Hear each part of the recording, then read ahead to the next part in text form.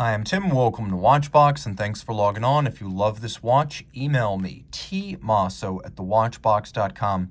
Your purchase and pricing email question line for buying this or any watch you see on any Watchbox platform. Please reach out to me directly. Email tmosso@thewatchbox.com for pricing details. Today, we are discussing a 2012 evolution of a watch that was originally launched for 2009. The second product from Maitre du Temps. This is the Chapter 2. Now, Maitre du Temps is similar in some ways to the Harry Winston Opus series and Max Busser and Friends, or MB&F, taking rockstar watchmakers and combining them to design collaborative effort watches that pool their abilities and their experience. So this is the Chapter 2. It included input from Roger Dubuis, Daniel Roth, and Peter Speakmarin. So the timepiece is an elaborate triple calendar. Blackened titanium and rose gold. It is a large watch. This is the TCR version of the Chapter 2. So this is the triple round calendar. That's what the TCR means, triple calendar and round.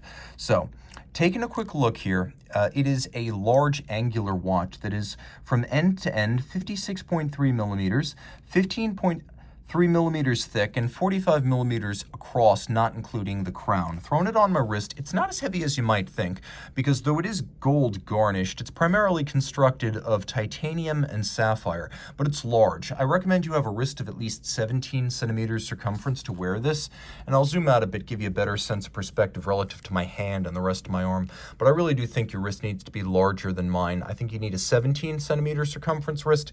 This is 16 right here. I'll let you judge whether that is sufficient. Now, getting a closer look at the watch, you can see this is one of the sportier takes on any Maitre du Temps installment. They have 3 chapters, so they don't have a lot of fundamental models, but they do make a fair number of variations on the individual models. When I say this watch is sporty, I mean in addition to the titanium with DLC coating, we also have a fully loomed dial, which is not universal across their models. Taking a look at the strap, you can see that it actually sits in a little recess or revetment in the case flank, so it's highly integrated. There's no daylight visible between strap and case, but because it does have the little recess, there's no impediment to the motion of the strap. You can pull it straight down out of the lug if you want. The strap is branded. It is a matte black vulcanized rubber. As you can see, the Maitre du Temps tree symbol, a little bit like Yggdrasil, if you're familiar with the world tree. And then we have a buckle that is titanium to match, blackened titanium. Diamond-like carbon is very, very hard indeed, which is why this watch, though coated rather than black straight through, shows no evidence of wear through on its case. DLC is quite durable. Now, twin trigger release, press the 2 triggers, the clasp pops open. You stuff the strap into the clasp, you tuck it underneath, secure it in place, and the result is a very clean look with no additional length visible externally. The extra length tucks underneath the strap, and there are no minder loops. And if you want to know what minder loops are, those are minder loops. This watch doesn't need them. There's another feature that's hiding inside this clasp, and that is a micro adjustment system. You can see that these little twin triggers, once compressed, allow me to incrementally adjust. See how there's a little notch inside the body? You just pull, and then you can move forward and backwards to adjust inward or outward. One small incremental adjustment of about 1.5 millimeters to size the watch on the wrist. So that's how that works. There's a little micro adjustment inside the clasp.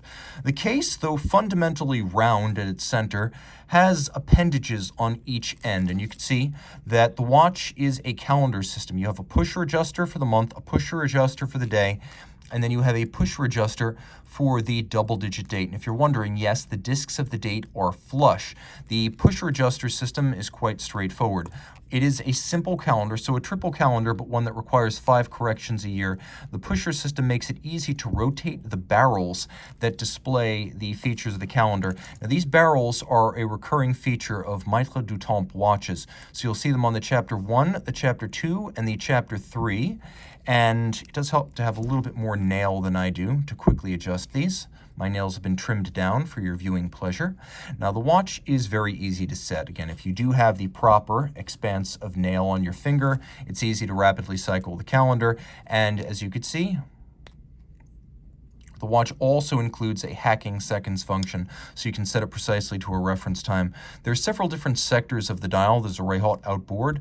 There is a hour track featuring applique rose gold hours, and then we have a striated concentric pattern center that's glossy black with a rose gold frame for the big date.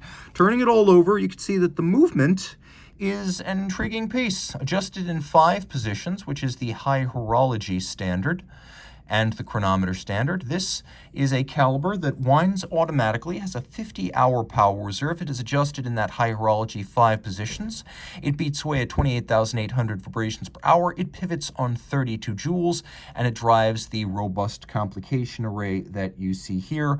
All of this is water resistant down to 30 meters, so it is an aggressive dress watch, but fundamentally it is a dress watch. This is called the SCH01 caliber, and perhaps its most entertaining features are its finish.